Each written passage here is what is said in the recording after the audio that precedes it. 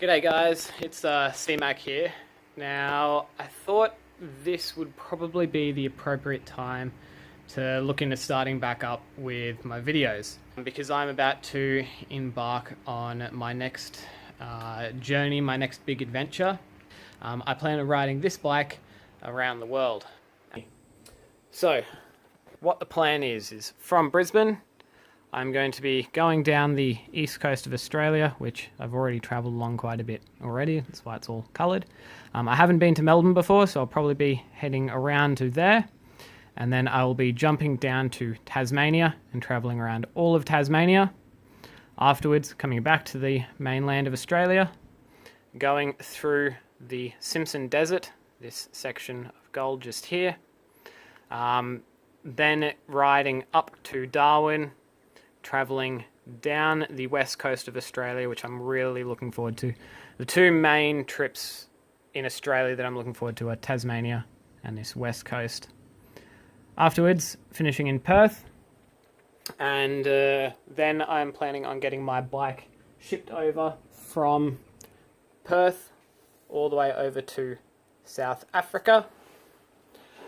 Now, this is where things get a bit exciting. I'm wanting to do kind of like a giant U shape. So I want to go up through Africa, through Europe, and then down to Asia. What I would like to do in Africa is I would like to travel up the west coast of Africa. Now, it's not as common of a route to take. Most people who travel around Africa stick to this eastern side, but I would like to travel this western side. The only dilemma that I run into is when I get to this region just here, the DRC. It seems like will be a difficult section for me to be able to get through. So if everything goes according to plan, ride Africa, Namibia, Angola, DRC, all the way up around the western side of Africa to Morocco. From Morocco, jump into Europe.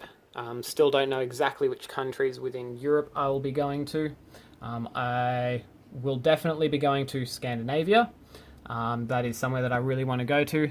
And this eastern side of Europe, I think, is what will interest me the most. Afterwards, down through Turkey, Uzbekistan, over the Captain Sea to Turkmenistan, Afghanistan, and then down into Asia. Once again, not exactly sure which route I'll take. I'm very interested in going to Nepal. I haven't been there before and would love to. Around into Asia. Okay, so back down in my dad's garage. This here is the bike. So I picked this up about a week ago. Now, I will mention that it is a bit dirty and there's a couple scratches on it. I went out for a ride on it yesterday through some bushland in order to test it out off-road. And it's been quite a while since I've ridden a dirt bike, so I dropped it a couple times. It is a very, very heavy dirt bike, but a light adventure bike, which is the route that I'm planning on going for, because I want to be able to still go everywhere and do everything. So that is why I chose the DR650. On the table over here, I have a whole bunch of parts that I've already ordered in, as well as, I'll quickly show you, a full booklet of different things that I want to do to the DR, modifications and stuff. So the reason why I chose the DR650 is because I would like to do it on a KTM 690, but that bike costs about 4 to 5 times the price of what I can get a DR650 for, as well as even though it is a excellent bike, I would then be spending 5 times as much for the bike itself, and then more on top of that in order to set it out for the journey that I want to do.